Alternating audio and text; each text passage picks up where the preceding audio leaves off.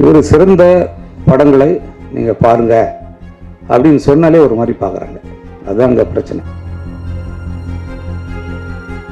இந்த படம் பார்க்கவே கூடாதுங்கிற படத்தை தேடி பிடிச்சி பார்க்கறதுல முதன்மையானவர்கள் தமிழர்கள்.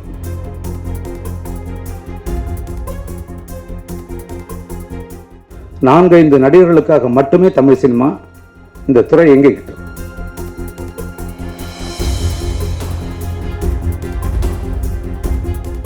அதாவது இந்த திரைப்படக்கலை கண்டுபிடிக்கப்பட்டது ஒரு மக்களை மேன்மைப்படுத்துவதற்காக, முன்னேற்றுவதற்கான ஒரு கலையாகத்தான் கண்டுபிடிக்கப்பட்டது.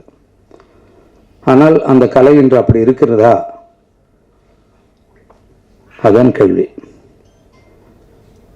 அதை கலையாக பார்த்தவர்கள் இதை ஒரு வெறும் வணிகமாக, வியாபாரமாக பார்த்தவர்கள், அவர்களுடைய கையில் தான் இப்போது சிக்கிக்கிட்டு கிடக்குது. அதனால் அந்த கலையாக எடுக்கிறவங்களுக்கு இங்கே வேலை இல்லை. இவர் சிறந்த படங்களை நீங்கள் பாருங்க அப்படின்னு சொன்னாலே ஒரு மாதிரி பார்க்குறாங்க. அதுதான் அங்கே பிரச்சனை. நல்ல படம் பாருங்கன்னாலே கொஞ்சம் ஒரு மாதிரி பார்க்குறான். அதாவது இந்த படம் பார்க்கவே கூடாதுங்கிற படத்தை தேடி பிடிச்சி பார்க்குறதுல முதன்மையானவர்கள் தமிழர்கள். நீங்கள் பார்த்தீங்கன்னா தெரியும்.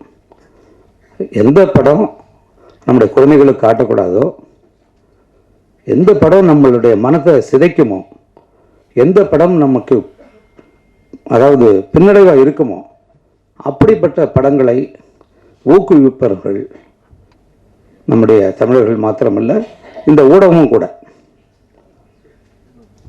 அது எல்லாமே இப்போ இங்கே சிக்கலாக இருக்கு. ஒரு 4-5 நிறுவனங்களுக்காகவும் 4-5 நடிகர்களுக்காக மட்டுமே தமிழ் சினிமா இந்த துறை எங்கிக்கிட்டு இருக்கு.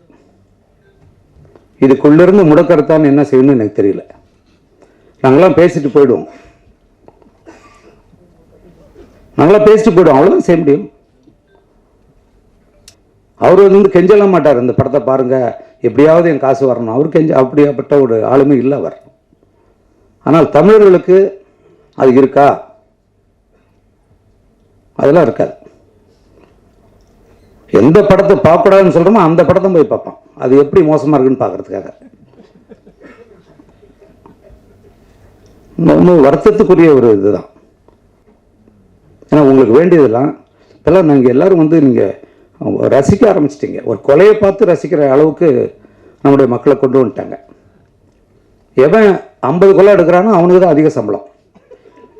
யார் நடிக்கிறவனுக்கும் அவனுக்கு அதான் சம்பளம், அதை இயக்கிறவனுக்கும் அவ்வளோதான் சம்பளம்.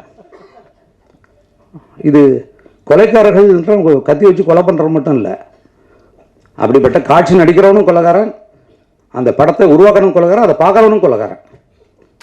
ரொம்ப வருத்தத்துக்குரியதுங்க அது. செய்திகளை உடனுக்குடனும் துல்லியமாகவும் தெரிந்து கொள்ள சப்ஸ்கிரைப் பண்ணுங்க.